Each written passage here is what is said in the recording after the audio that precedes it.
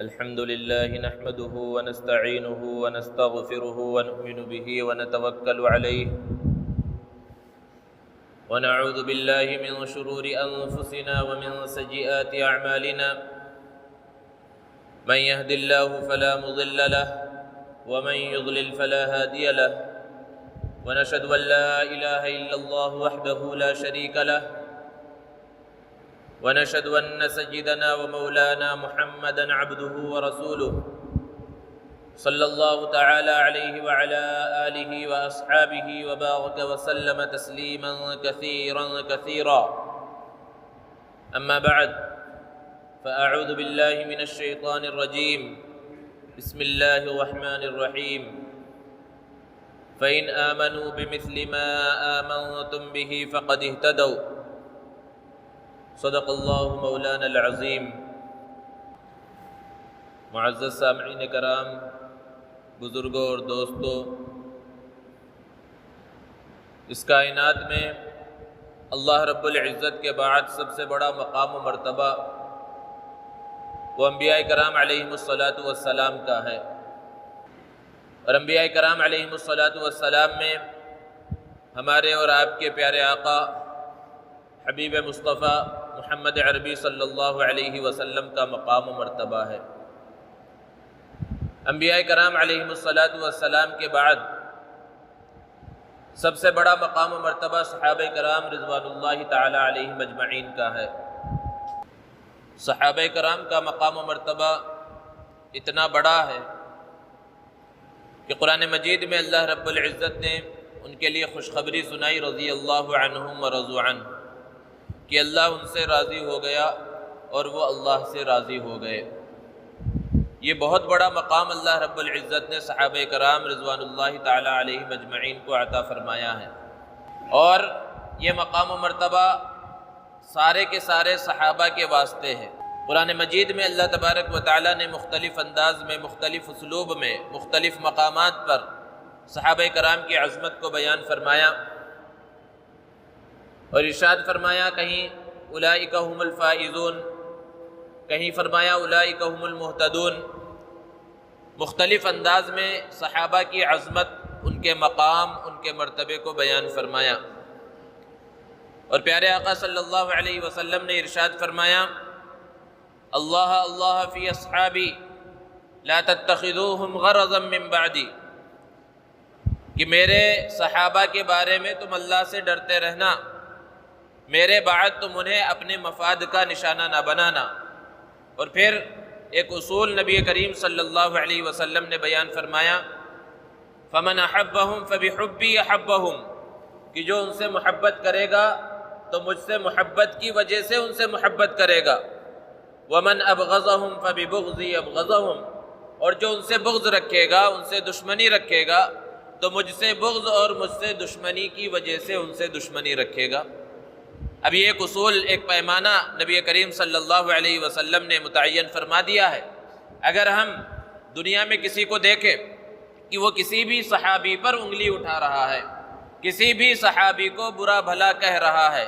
تو یہ سمجھ جانا چاہیے نبی کریم صلی اللہ علیہ وسلم کے فرمان کی روشنی میں کہ وہ صرف اس صحابی کو برا بھلا نہیں کہہ رہا، وہ صرف اس صحابی پر طعن و تشنیع نہیں کر رہا، بلکہ وہ براہ راست نبی کریم صلی اللہ علیہ وسلم پر انگلی اٹھا رہا ہے۔ اسی لیے پیارے آقا صلی اللہ علیہ وسلم نے ارشاد فرمایا لا تسبوا اصحابی، میرے صحابہ کو برا بھلا مت کہو، لو ان احدکم انفق مثل احد ذهبا، اللہ کے رسول صلی اللہ علیہ وسلم نے ارشاد فرمایا کہ اگر تم میں سے کوئی شخص احد پہاڑ کے برابر سونا خرچ کر دے، ما بلغ مد احدہم، تو ان کے ایک مد تک نہیں پہنچ سکتا، یعنی انہوں نے اپنے زمانے میں نبی کریم صلی اللہ علیہ وسلم کی حیات طیبہ میں انہوں نے معمولی سا بھی کچھ صدقہ کیا ہو، کچھ خرچ کیا ہو، آج کے زمانے میں احد پہاڑ کے برابر بھی کوئی آدمی سونا خرچ کر دے تو صحابہ کے مقام اور مرتبے تک، ان کے معمولی سے صدقے تک نہیں پہنچ سکتا۔ یہ صحابہ کا مقام اور مرتبہ ہے۔ اور پھر صحابہ کرام رضوان اللہ تعالی علیہ مجمعین میں بڑا مقام و مرتبہ خلفائے راشدین کا ہے۔ ترتیب وار حضرت ابوبکر صدیق، حضرت عمر، حضرت عثمان غنی، حضرت علی رضوان اللہ تعالی علیہم اجمعین کا ہے۔ دوستو، جیسا کہ آپ کے علم میں ہے کہ یہ محرم کا مہینہ چل رہا ہے، اور اس محرم کے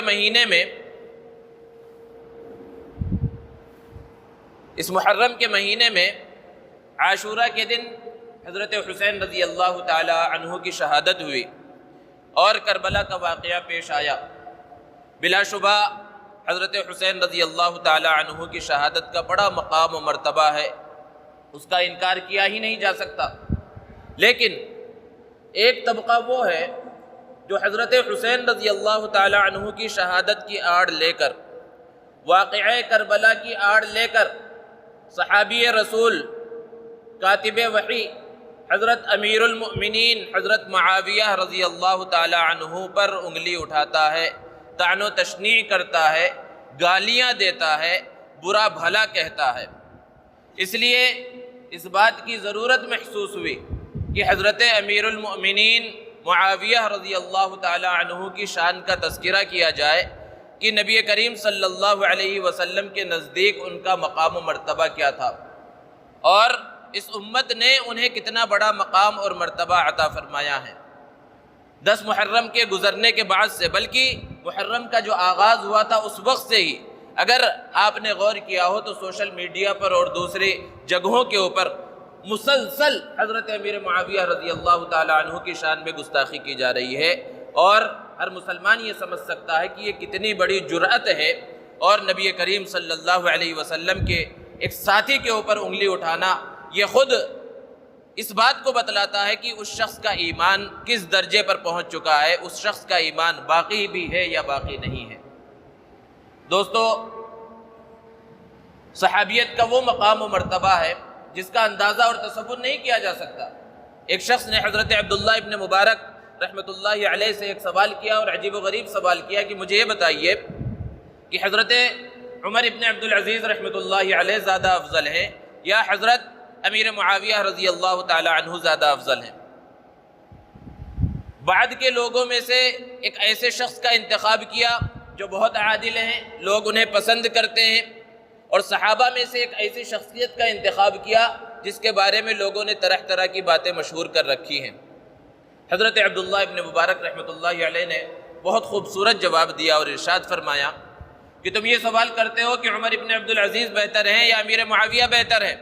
میں تو یہ کہتا ہوں کہ حضرت امیر معاویہ رضی اللہ تعالی عنہ اللہ کے رسول صلی اللہ علیہ وسلم کے ساتھ جو غزوے کے اندر شریک ہوئے،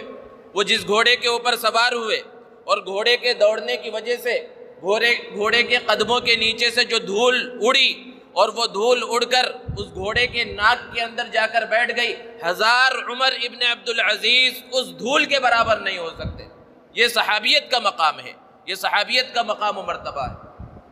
اور اسی طرح وہ لوگ جو اللہ کے رسول صلی اللہ علیہ وسلم کے زمانے میں باحیات ہیں، اسلام قبول کر چکے ہیں، لیکن اللہ کے رسول صلی اللہ علیہ وسلم سے ملاقات نہیں ہوئی، آپ کا دیدار نہیں ہوا، تو انہیں بھی وہ مقام و مرتبہ نہیں مل سکتا جو مقام و مرتبہ اللہ کے رسول صلی اللہ علیہ وسلم کی ملاقات پر موقوف ہے۔ تو اس بات کو سمجھنے کی ضرورت ہے، ان پروپیگنڈوں کو سمجھنے کی ضرورت ہے کہ کس انداز میں ایک صحابی رسول کی شان میں گستاخی کی جاتی ہے، اور مسلمان بہت بڑے طبقہ ایک مسلمانوں کا ایک ایسا ہوتا ہے کہ اس کو سنتا بھی ہے اور خاموش رہتا ہے۔ حضرت امیر معاویہ رضی اللہ تعالی عنہ حضور اکرم صلی اللہ علیہ وسلم کی بعثت سے 5 سال قبل پیدا ہوئے ابو سفیان کے گھر میں۔ بچپن سے ہی ان کے اندر وہ ساری خوبیاں تھیں جو ایک بہادر آدمی کے اندر ہونی چاہیے، اور پھر جب اللہ کے رسول صلی اللہ علیہ وسلم نے دین کا پیغام دنیا کے سامنے رکھا تو جہاں بہت سارے لوگ دشمن بنے، وہیں حضرت امیر معاویہ رضی اللہ تعالی عنہ کے والد ابو سفیان بھی اللہ کے رسول صلی اللہ علیہ وسلم کے دشمن بن گئے، اور فتح مکہ تک حضرت ابو سفیان اللہ کے رسول صلی اللہ علیہ وسلم کے دشمن رہے، بڑے بڑے جنگوں میں وہ سپہ سالار بن کر آتے رہے۔ لیکن دوسری طرف انہی کے بیٹے ہیں حضرت امیر معاویہ رضی اللہ تعالی عنہ۔ پوری تاریخ اٹھا کر دیکھیے اور احادیث کا ذخیرہ اٹھا کر دیکھ لیجئے، کہیں پر آپ کو یہ نہیں ملے گا کہ وہ کسی جنگ کے اندر مسلمانوں کے مقابلے میں شریک ہوئے ہوں۔ حالانکہ باپ شریک ہو رہا ہے، خاندان والے شریک ہو رہے ہیں اور بڑی بڑی جنگیں ہو رہی ہیں، اور اس وقت بھرپور نوجوان ہیں حضرت امیر معاویہ رضی اللہ تعالی عنہ، لیکن کسی جنگ کے اندر مسلمانوں کے خلاف وہ شریک نہیں ہوئے۔ تاریخی روایتوں سے پتہ چلتا ہے کہ صلح حدیبیہ کے بعد عمرۃ القضاء سے پہلے ہی حضرت امیر معاویہ رضی اللہ تعالی عنہ نے اسلام کو قبول کر لیا، لیکن بعض مصلحتوں کی بنا پر انہوں نے اپنے اسلام کو پوشیدہ رکھا اور فتح مکہ کے بعد اس اسلام کا اظہار کیا۔ لیکن اگر اس بات کو نہ بھی مانا جائے اور اس بات کو قبول کیا جائے کہ انہوں نے فتح مکہ کے بعد ہی اسلام قبول کیا، تب بھی اس بات کو ماننے کے علاوہ کوئی چارہ نہیں کہ اگرچہ انہوں نے اسلام کو قبول پہلے نہیں کیا تھا، لیکن اسلام دشمنی ان کے اندر نہیں تھی۔ اور پھر جب اسلام قبول کیا، اللہ کے رسول صلی اللہ علیہ وسلم کے ساتھی بن گئے، تو پھر نبی کریم صلی اللہ علیہ وسلم نے ان خاص صحابہ کے اندر ان کو شامل فرمایا جنہیں کاتبین وحی کہا جاتا ہے۔ جو وحی نازل ہوتی تھی اللہ کے رسول صلی اللہ علیہ وسلم اسے لکھواتے تھے، اور جو کاتبین وحی ہیں مفسرین نے بیان فرمایا ان میں سب سے بڑا مقام و مرتبہ حضرت زید بن ثابت رضی اللہ تعالی عنہ کا ہے، وہ مسلسل اللہ کے رسول صلی اللہ علیہ وسلم کے ساتھ رہا کرتے تھے۔ اور دوسرے نمبر پر جو مقام دیا گیا ہے وہ حضرت امیر معاویہ رضی اللہ تعالی عنہ کو، اور اللہ کے رسول صلی اللہ علیہ وسلم نے انہیں یہ بھی ذمہ داری دی تھی کہ باہر سے اگر کچھ مہمان وغیرہ آئیں تو ان کی دیکھ بھال کی ذمہ داری بھی تمہاری ہے، اور جو خطوط وغیرہ آتے تھے اس کے جوابات اللہ کے رسول صلی اللہ علیہ وسلم حضرت امیر معاویہ رضی اللہ تعالی عنہ سے لکھوایا کرتے تھے۔ اور مختلف مواقع پر اللہ کے رسول صلی اللہ علیہ وسلم نے حضرت امیر معاویہ رضی اللہ تعالی عنہ کے فضائل کو بھی بیان فرمایا۔ ایک موقع پر ارشاد فرمایا اللہم علمہ الکتاب والحساب وقہ العذاب، کہ اللہ معاویہ کو کتاب یعنی قرآن مجید اور حساب کا علم عطا فرما، اور آگے دعا میں ارشاد فرمایا وقہ العذاب، اور انہیں عذاب سے محفوظ رکھ۔ ایک طرف یہ حدیث مبارکہ ہے، جو چاہے وہ حدیث کی کتاب اٹھا کر دیکھے، احادیث کے ذخیرے میں یہ حدیث موجود ہے جس میں پیارے آقا صلی اللہ علیہ وسلم اپنی زبان مبارک سے یہ دعا دے رہے ہیں کہ اللہ انہیں عذاب سے محفوظ فرما، انہیں بچا لے۔ اور دوسری طرف 1400 سال کے گزرنے کے بعد ایک آدمی اٹھے اور یہ کھڑا ہو کہ حضرت معاویہ جہنمی ہے، تو ذرا بتائیے وہ کس کا انکار کر رہا ہے، وہ کس کے اوپر انگلی اٹھا رہا ہے؟ وہ انگلی صرف حضرت معاویہ رضی اللہ تعالی عنہ پر نہیں اٹھا رہا، بلکہ وہ براہ راست پیارے آقا صلی اللہ علیہ وسلم پر انگلی اٹھا رہا ہے۔ اور اگرچہ وہ اپنی زبان سے نہیں کہہ رہا، لیکن وہ زبان حال سے یہ کہہ رہا ہے کہ نبی کریم صلی اللہ علیہ وسلم نے جو فرمایا وہ درست نہیں ہے۔ اللہ کے رسول صلی اللہ علیہ وسلم تو یہ فرما رہے ہیں کہ انہیں عذاب سے محفوظ فرما، اور کس کی دعا قبول ہوگی؟ کہ اللہ کے رسول صلی اللہ علیہ وسلم کی پیاری دعا کو اللہ تبارک و تعالیٰ قبول نہیں فرمائیں گے؟ اور ایک حدیث میں اللہ کے رسول صلی اللہ علیہ وسلم نے ارشاد فرمایا اللہم اجعلہ ہادیا مہدیا واہدی بھی، کہ اللہ انہیں ہادی بنا، مہدی بنا، ان کے ذریعے لوگوں کو ہدایت عطا فرما۔ تو مختلف انداز میں مختلف مواقع پر اللہ کے رسول صلی اللہ علیہ وسلم نے حضرت امیر معاویہ رضی اللہ تعالی عنہ کے فضائل کو بیان فرمایا۔ اور پھر اللہ کے رسول صلی اللہ علیہ وسلم کے رشتہ دار بھی ہیں، آپ کی بہن اللہ کے رسول صلی اللہ علیہ وسلم کی زوج مطہرہ ہیں، یہ نسبت بھی آپ کو حاصل ہے۔ دوستو، اللہ کے رسول صلی اللہ علیہ وسلم کے بعد جب حضرت ابوبکر صدیق رضی اللہ تعالی عنہ کی خلافت کا دور آیا اور شام کی جنگ ہوئی، اور یہ ملک شام کو فتح کرنے کی جو جنگ اللہ کے رسول صلی اللہ علیہ وسلم کی خواہش تھی کہ شام فتح ہو جائے، اور اس کے واسطے اللہ کے رسول صلی اللہ علیہ وسلم نے حضرت اسامہ کا لشکر تیار بھی کر دیا تھا، لیکن اللہ کے رسول صلی اللہ علیہ وسلم کے دنیا سے پردہ فرمانے کی وجہ سے وہ لشکر رک گیا تھا، اور حضرت ابوبکر صدیق رضی اللہ تعالی عنہ نے آپ صلی اللہ علیہ وسلم کے بعد اس لشکر کو روانہ فرمایا۔ تو ایک بڑا لشکر تھا ملک شام کو فتح کرنے کے واسطے۔ پہلے زمانے میں جب جنگیں ہوتی تھی تو لشکر جو اصل لشکر ہوتا تھا اس کو پیچھے رکھا جاتا تھا، اور ایک چھوٹا سا لشکر آگے بھیجا جاتا تھا جسے مقدمۃ الجیش کہتے ہیں، اور اس کا کام یہ ہوتا تھا کہ پہلے جا کر حالات کا معائنہ کر کے آئے، دشمن کی تعداد کا پتہ کر کے آئے کہ وہ کس انداز میں ہیں، کس انداز میں ان کی تیاری ہے، ہتھیار کتنے ہیں، اور کس جگہ پر انہوں نے مورچہ سنبھالا ہے۔ ان ساری چیزوں کے واسطے ایک چھوٹا لشکر آگے بھیجا جاتا تھا۔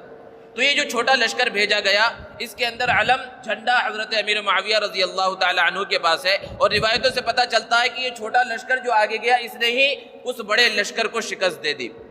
اور پھر حضرت عمر فاروق رضی اللہ تعالی عنہ کا دور خلافت ہے، فتوحات کے اندر حضرت امیر معاویہ رضی اللہ تعالی عنہ کا حصہ ہے، اور اس سے خوش ہو کر حضرت عمر رضی اللہ تعالی عنہ نے انہیں اردن کا گورنر مقرر فرمایا۔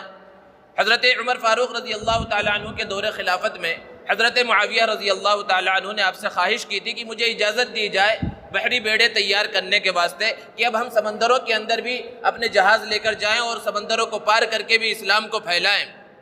تو اس وقت حضرت عمر رضی اللہ تعالیٰ عنہ نے اجازت نہیں دی تھی اور کہا تھا کہ ابھی وسائل اس بات کی اجازت نہیں دیتے۔ پھر جب حضرت عثمان غنی رضی اللہ تعالیٰ عنہ کا دور خلافت آیا، اور یہ طویل دور خلافت ہے اور جس کے اندر آدھا زمانہ بہت ہی امن و امان کے ساتھ گزرا اور پھر آدھا زمانہ خانہ جنگی کے اندر گزر رہا ہے، لیکن فتوحات رکی نہیں، اور اس کے اندر ایک بہت بڑا حصہ ہے حضرت معاویہ رضی اللہ تعالیٰ عنہ کا۔ حضرت عثمان غنی رضی اللہ تعالیٰ عنہ کے سامنے بھی اپنی اس خواہش کو رکھا کہ بحری بیڑے تیار کرنے کی اجازت دی جائے۔ حضرت عثمان رضی اللہ تعالیٰ عنہ نے بھی وہی عذر پیش کیا کہ بیت المال اس بات کی اجازت نہیں دیتا کہ بحری بیڑے تیار کیے جائے، کیونکہ اس میں خرچہ بہت زیادہ لگے گا۔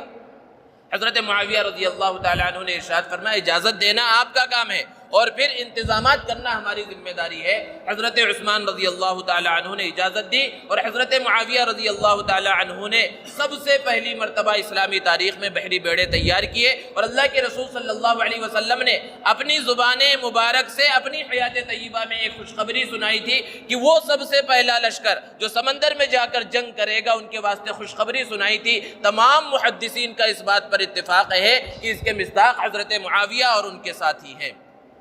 اور پھر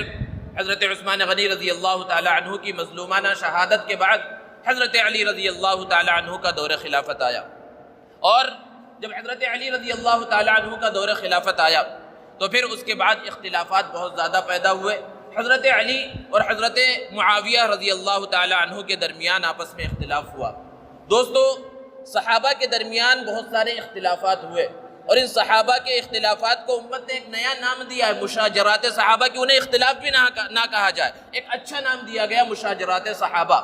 کہ صحابہ کے جو آپس میں اختلافات ہوئے اس کے اندر سکوت اختیار کیا جائے، خاموشی اختیار کی جائے، کیونکہ یہ ایک ایسی وادی ہے، ایک ایسی دلدل ہے کہ اگر کوئی اس کے اندر گھس گیا، اس کے اندر داخل ہو گیا تو بہت کم امید ہے کہ وہ صحیح سالم اس سے باہر نکلے گا۔ اس لیے جو صحابہ کے درمیان اختلافات ہوئے اس کے اندر ہماری زبانیں اس لائق نہیں ہے کہ اپنی زبانوں کو ہم اس بارے میں کھولیں، لیکن اہل سنت والجماعت کا یہ مسلک ہے، یہ تو ہر ایک کو معلوم ہے، اور معلوم بھی ہونا چاہیے کہ اللہ کے رسول صلی اللہ علیہ وسلم نے اپنی زبان مبارک سے حیات طیبہ میں بہت سارے اشارے بیان فرمائے تھے، خلافت کی ترتیب کو بیان فرمایا تھا، اور اسی ترتیب سے حضرت ابوبکر، حضرت عمر، حضرت عثمان غنی رضوان اللہ تعالیٰ علیہ مجمعین خلیفہ بن چکے تھے، اور چوتھے نمبر پر جو اشارہ فرمایا تھا وہ اشارہ تھا حضرت علی رضی اللہ تعالیٰ عنہ کے واسطے، اور حضرت علی رضی اللہ تعالیٰ عنہ خلیفہ بنے اور چوتھے خلیفہ ہیں، برحق ہیں، اس پر سب کا اتفاق ہے، کسی کا اختلاف نہیں۔ حضرت معاویہ رضی اللہ تعالیٰ عنہ نے اس بات کی شرط رکھی کہ سب سے پہلے حضرت عثمان رضی اللہ تعالیٰ عنہ کے جو قاتلین ہیں، ان کو جو قتل کرنے والے ہیں، ان سے بدلہ لیا جائے۔ حضرت علی رضی اللہ تعالیٰ عنہ نے اس سے انکار نہیں کیا، وہ انکار کر ہی نہیں سکتے تھے۔ انہوں نے یہ بات کہی کہ ابھی خانہ جنگی کا دورہ ہے، افراتفری ہے، پہلے خلافت کو مضبوط کر لیا جائے، سارے لوگوں کی بیعت ہو جائے، پھر اس کے بعد قاتلین عثمان سے بدلہ لیا جائے گا، ان سے قصاص لیا جائے گا۔ اس بات پر اختلاف ہوا، اور اختلاف آگے بڑھا کہ آپس میں مسلمانوں کی دو فوجوں کے درمیان جنگ بھی ہوئی۔ دوستو، جو ان واقعات کو روایت کرنے والے ہیں اور ان واقعات کو بیان کرنے والے ہیں تاریخ میں، جنہوں نے ان واقعات کو بیان کیا، تو اس میں تین طرح کے لوگ ہیں۔ ایک طبقہ تو وہ ہے جو معتدل ہے کہ واقعات جس انداز میں ہوئے صحیح اس کو بیان کر دیا، اور کچھ وہ تھے جو خاص حضرت علی رضی اللہ تعالیٰ عنہ کے حامی تھے بظاہر، اور حضرت معاویہ رضی اللہ تعالیٰ عنہ کے دشمن تھے، انہوں نے حضرت معاویہ رضی اللہ تعالیٰ عنہ کو بہت غلط ثابت کر کے پیش کیا اور تاریخ کے اندر خرد برد کر دیا۔ اور تیسرا طبقہ وہ تھا جو حضرت امیر معاویہ کے حامی تھے، انہوں نے حضرت علی رضی اللہ تعالیٰ عنہ کو غلط بنا کر پیش کیا، ساری غلطی ان کی بیان کی۔ تو تاریخ میں یہ تینوں طرح کی تاریخ آپ کو ملے گی۔ اب ہماری تو ذمہ داری یہ ہے کہ ہم اس تاریخ کو پڑھیں جو صحیح تاریخ ہے، جو معتدل تاریخ ہے، جس انداز میں وہ واقعات پیش آئے۔ حضرت علی اور حضرت معاویہ رضی اللہ تعالیٰ عنہ کے درمیان اختلاف ہوا، دو بڑی جنگیں ہوئی، مسلمان شہید ہوئے، اس کے اندر صحابہ کرام رضوان اللہ تعالیٰ علیہ مجمعین شہید ہوئے، لیکن آپس میں حضرت معاویہ رضی اللہ عنہ اور حضرت علی رضی اللہ تعالیٰ عنہ کے درمیان کے تعلقات کیسے تھے وہ تاریخ کے اندر موجود ہے، احادیث کے اندر موجود ہے۔ لیکن ایک بہت بڑا طبقہ وہ ہے جو اس انداز میں پیش کرتا ہے کہ حضرت معاویہ رضی اللہ تعالیٰ عنہ نعوذ باللہ وہ ممبر پر کھڑے ہو کر حضرت علی رضی اللہ تعالیٰ عنہ کو گالی دیتے تھے، حضرت علی رضی اللہ تعالیٰ عنہ کو برا بھلا کہتے تھے، لوگوں سے برا بھلا کہلواتے تھے۔ اس بات کو لوگوں نے مشہور کر رکھا ہے، اور بہت سے آج کے بیان کرنے والے بہت سے خطیب اس بات کو ممبر پر بیٹھ کر بیان کرتے ہیں حضرت معاویہ رضی اللہ تعالیٰ عنہ کے خلاف۔ ذرا غور کیجئے، اپنے دل پر ہاتھ رکھ کر بتائیے کہ ایک صحابی رسول جس کو اللہ کے رسول صلی اللہ علیہ وسلم نے کاتبین وحی کے اندر شامل فرمایا اور اس کے واسطے دعائیں فرمائیں، کیا اس سے یہ بات ممکن ہے کہ وہ حضرت علی رضی اللہ تعالیٰ عنہ داماد رسول حسنین کے والد کے اوپر اس انداز میں بہتان تراشی کرے، ان کی برائیاں بیان کرے؟ بلکہ ان کا تو حال یہ تھا، آپس کا تعلق ایسا تھا کہ حضرت علی رضی اللہ عنہ کے بھائی حضرت عقیل حضرت امیر معاویہ کے ساتھ ہے، اور حضرت معاویہ کے بھائی زیاد ابن ابی سفیان وہ حضرت علی رضی اللہ عنہ کے لشکر میں شامل ہیں، اور حضرت علی رضی اللہ عنہ نے اب امیر معاویہ کے بھائی زیاد ابن سفیان کو بعض علاقوں کا گورنر بھی مقرر فرمایا ہے۔ ایک مرتبہ حضرت امیر معاویہ رضی اللہ تعالیٰ عنہ موجود ہیں، حضرت عقیل جو حضرت علی رضی اللہ تعالیٰ عنہ کے بھائی ہیں وہ بھی موجود ہیں، ان کے سامنے حضرت معاویہ رضی اللہ تعالیٰ عنہ نے حضرت علی رضی اللہ تعالیٰ عنہ کی تعریف بیان کی، اور بہت اچھے انداز میں بہت اچھے اسلوب میں تعریف بیان کی، ان کی بہادری کو، ان کی شجاعت کو، ان کے انداز بیان کو بیان فرمایا۔ تو حضرت عقیل رضی اللہ تعالیٰ عنہ نے ارشاد فرمایا کہ امیر المؤمنین آپ نے تو صلہ رحمی کا حق ادا کر دیا۔ تو یہ آپس کے تعلقات تھے، اور جب آپس میں جنگ ہوئی تو اس کے بعد حضرت علی رضی اللہ تعالیٰ عنہ نے جو ان کے حاکم تھے، جو گورنر تھے، ان کے نام خطوط جاری کی، اس کے اندر یہ بات لکھی کہ ہمارے اور ان کے درمیان اختلاف ہوا، اور اختلاف کی بنیاد ہے حضرت عثمان رضی اللہ تعالیٰ عنہ کے قاتلین، اور ہم ان کے قتل سے بری ہیں، اور ظاہر سی بات ہے ان کے قتل میں کسی کا حصہ نہیں ہو سکتا، وہ تو دوسرے لوگ تھے، وہ سازشی تھے، وہ فتنہ پرور تھے، وہ بلوائی تھے جو حضرت عثمان غنی رضی اللہ تعالیٰ عنہ کو شہید کرنے والے تھے۔ اس کے اندر یہ بات لکھی کہ ہمارا خدا بھی ایک ہے، ان کا خدا بھی ایک ہے، ہمارا رسول بھی ایک ہے، ان کا رسول بھی ایک ہے، ہماری کتاب بھی ایک ہے، ان کی کتاب بھی ایک ہے، اور ہم سب ایک دوسرے سے محبت کرنے والے ہیں، اختلاف کی بنیاد یہ ہے، لہذا اس کو زیادہ بڑھایا نہ جائے۔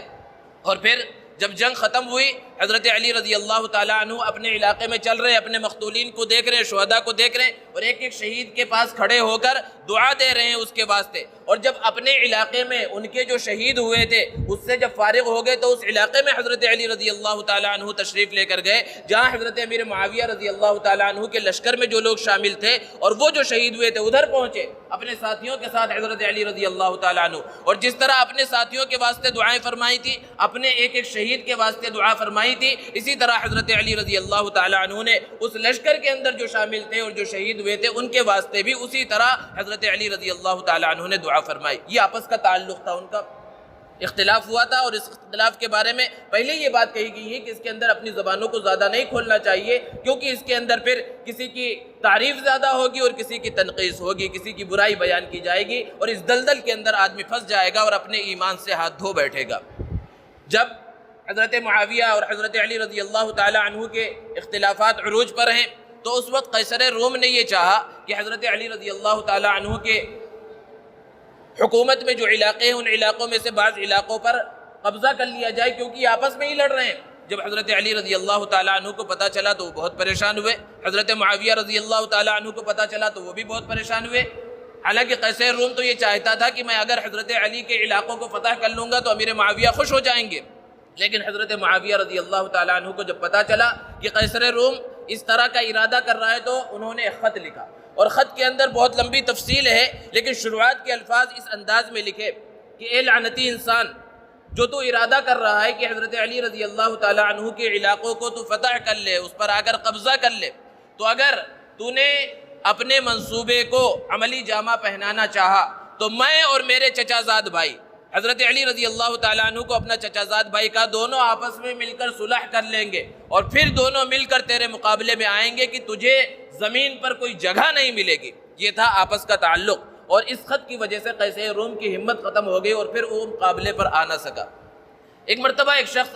حضرت امیر معاویہ رضی اللہ تعالیٰ عنہ کے پاس آیا اور ایک مسئلہ پوچھا کہ اس مسئلے کے اندر میری رہنمائی فرمائیے اور بتائیے کہ اس کا کیا جواب ہے۔ حضرت معاویہ رضی اللہ تعالیٰ عنہ نے ارشاد فرمایا کہ اس مسئلے کو حضرت علی رضی اللہ تعالیٰ عنہ بہت اچھی طرح سے جانتے ہیں، تم ان سے یہ مسئلہ معلوم کر لو۔ تو اس شخص نے جواب دیا کہ مجھے حضرت علی کے مقابلے میں آپ کا جواب زیادہ پسند ہے، آپ بہتر انداز میں جواب دے سکتے ہیں، آپ کے پاس میرے علم کے مطابق زیادہ علم ہے۔ حضرت معاویہ رضی اللہ تعالیٰ عنہ غصے میں آ گئے اور کہنے لگے کہ تو اس شخص کے بارے میں کہہ رہا ہے کہ میں اس سے زیادہ جاننے والا ہوں، جس کے بارے میں نبی کریم صلی اللہ علیہ وسلم نے فرمایا کہ وہ علم کا دروازہ ہے، اور غصہ ہو گئے اور اس کو اپنی مجلس سے نکال دیا۔ تو آپس کا یہ تعلق تھا۔ بعد کے لوگوں نے اور دنیا نے اور سازشی لوگوں نے آپس کے اختلافات کو اس طرح بڑھا کر پیش کیا کہ بظاہر دشمنی معلوم ہو۔ تو اس بات کو امت مسلمہ کو اور مسلمانوں کو سمجھنے کی ضرورت ہے کہ آپس کا جو اختلاف ہوا وہ اختلاف اپنی جگہ وہ برحق تھا، وہ ہوا ہے اختلاف، لیکن ہماری زبانیں اس لائق نہیں ہیں کہ ان اختلاف کو اپنی زبان سے اس انداز میں دنیا کے سامنے پیش کرے، اور جو حضرت امیر معاویہ رضی اللہ تعالیٰ عنہ کو برا بھلا کہہ رہے ہیں اس وقت ہم خاموش ہو جائیں اور یہ کہیں کہ وہ کہہ رہے ہیں تو کہنے دیں۔ یہ ہر انسان کی ذمہ داری ہے کہ صحابہ کرام رضوان اللہ تعالیٰ علیہم اجمعین کا دفاع کرے۔ اگر صحابہ پر کیچڑ اچھالا جا رہا ہے، صحابہ کے اوپر اعتراض کیا جا رہا ہے، تو یہ کسی خاص طبقے کی ذمہ داری نہیں ہے کہ دفاع کرے، بلکہ ہر مسلمان کی، ہر فرد کی ذمہ داری ہے کہ ان کا دفاع کرے۔ کیونکہ اگر صحابہ کی ذات ہی عیب سے اگر پاک نہ سمجھے جائے اور ان کو ہی مطعون کر دیا جائے تو پھر اسلام ہی گویا کہ صحیح انداز میں ہمارے پاس باقی نہیں رہا، کیونکہ اسلام ہمارے پاس جو پہنچا ہے یہ صحابہ کے توسط سے ہی پہنچا ہے۔ تو صحابہ یہ اسلام کی بنیاد ہیں، اور صحابہ سے محبت اور ان سے عقیدت اور ایک ایک صحابی سے محبت، ایک ایک صحابی سے عقیدت، یہ ایمان کا ایک حصہ ہے۔ اور اگر یہ عقیدت نہیں ہے، صحابہ سے محبت نہیں ہے، تو اپنے ایمان پر غور و فکر کرنے کی ضرورت ہے، گویا کہ ہمارا ایمان کامل اور مکمل نہیں ہے۔ حضرت علی رضی اللہ تعالیٰ عنہ کی جب شہادت ہوئی تو خوارج نے ایک پلان بنایا تھا، ایک منصوبہ، کہ ایک ہی رات میں 3 اہم شخصیتوں کو قتل کر دیا جائے۔ ایک حضرت علی رضی اللہ تعالیٰ عنہ، دوسرے حضرت عمرو بن العاص رضی اللہ تعالیٰ عنہ، اور تیسرے حضرت معاویہ رضی اللہ تعالیٰ عنہ۔ اور یہ طے کیا گیا، 3 آدمی مقرر کیے گئے کہ یہ تینوں ایک ساتھ ایک رات میں حملہ کریں اور تینوں کا ایک ساتھ کام تمام ہو جائے۔ حضرت علی رضی اللہ تعالیٰ عنہ کے اوپر حملہ ابن ملجم نے کیا اور حضرت علی رضی اللہ تعالیٰ عنہ شہید ہوئے۔ حضرت عمرو بن عاص رضی اللہ تعالیٰ عنہ کے پاس حملہ کرنے کے واسطے آدمی پہنچا، لیکن اس دن وہ فجر کی نماز پڑھانے کے واسطے تشریف نہیں لائے، کسی دوسرے کو انہوں نے بھیجا، تو حضرت عمرو بن عاص رضی اللہ تعالیٰ عنہ کی جگہ پر وہ دوسرا شخص شہید ہو گیا۔ اور حضرت امیر معاویہ رضی اللہ تعالیٰ عنہ کے پاس جب قتل کرنے کے واسطے، ان کو شہید کرنے کے واسطے ایک آدمی پہنچا تو وہ پکڑ لیا گیا، اور جب اسے لوگوں نے پکڑ لیا تو وہ بڑے خوش انداز میں حضرت معاویہ رضی اللہ تعالیٰ عنہ سے کہہ رہا ہے کہ ابھی میں آپ کو ایک ایسی خبر سناؤں گا جس سے خوش ہو کر آپ مجھے چھوڑ دیں گے۔ حضرت معاویہ رضی اللہ تعالیٰ عنہ نے پوچھا کہ وہ خوشخبری کیا ہے جو تو سنانا چاہتا ہے؟ تو اس نے جواب دیا کہ پلان تو یہ ہے کہ صرف آپ ہی نہیں مارے جائیں گے، آپ کے دشمن علی بھی آج مارے جائیں گے، تو آپ کو تو خوش ہونا چاہیے اور اس خوشی میں مجھے چھوڑ دینا چاہیے۔ حضرت علی رضی اللہ تعالیٰ عنہ کی شہادت کا سن کر کہ آج منصوبہ بنایا گیا ہے ان کی شہادت کا، حضرت معاویہ رضی اللہ تعالیٰ عنہ پریشان ہو گئے اور یہ دعا کرنے لگے کہ ابن ملجم کو حضرت علی رضی اللہ تعالیٰ عنہ کے پاس جانے کا موقع نہ ملے۔ تو بہرحال حضرت علی رضی اللہ تعالیٰ عنہ کو جب شہید کیا گیا تو اس کے بعد حضرت حسن رضی اللہ تعالیٰ عنہ کے ہاتھ پر لوگوں نے بیعت کرنا شروع کی، اور حضرت علی رضی اللہ تعالیٰ عنہ نے اپنی شہادت سے پہلے حضرت حسن رضی اللہ تعالیٰ عنہ کو یہ وصیت کی تھی کہ امیر معاویہ رضی اللہ تعالیٰ عنہ کے ہاتھ پر بیعت کرنے میں ہچکچاہٹ کا اظہار نہ کرنا، اور اللہ کے رسول صلی اللہ علیہ وسلم نے ایک پیشن گوئی کی تھی، اور اللہ کے رسول صلی اللہ علیہ وسلم کی پیشن گوئی تو سچی ثابت ہوگی۔ آپ صلی اللہ علیہ وسلم نے ارشاد فرمایا تھا کہ میرا یہ نواسہ مسلمانوں کی 2 بڑی جماعت میں صلح کا سبب بنے گا۔ حضرت حسن رضی اللہ تعالیٰ عنہ کے ہاتھ پر لوگ بیعت کر رہے ہیں، اور تاریخی روایتوں کے اندر ہے کہ حضرت معاویہ رضی اللہ تعالیٰ عنہ بھی چلے ہیں اس نیت سے کہ حضرت حسن رضی اللہ تعالیٰ عنہ کے ہاتھ پر بیعت کر لیں، اور ادھر حضرت حسن رضی اللہ تعالیٰ عنہ کی یہ نیت ہے کہ حضرت امیر معاویہ رضی اللہ تعالیٰ عنہ کے ہاتھ پر بیعت کر لیں، اور جب دونوں کی ملاقات بھی ہے حضرت حسن رضی اللہ تعالیٰ عنہ خلافت سے دستبردار ہو گئے اور حضرت معاویہ رضی اللہ تعالیٰ عنہ خلیفہ بنے۔ اور پھر